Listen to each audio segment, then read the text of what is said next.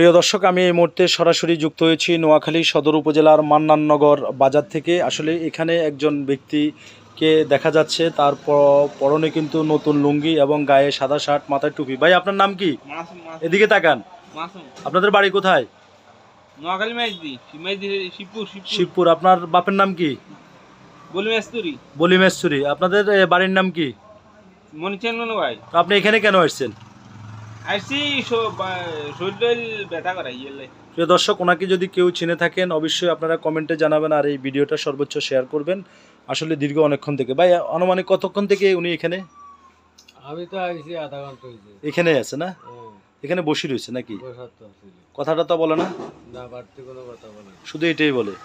আচ্ছা বলেন তো, আসলে আপনার বাড়ির না, আপনার বাপের নাম কি আবার বলেন তো? নূর আলম। সোজা সোজন কল্লা সোজা। আপনার নাম? মাসুম। দর্শক, এই ছিল আমার কাছে এখানকার সর্বশেষ।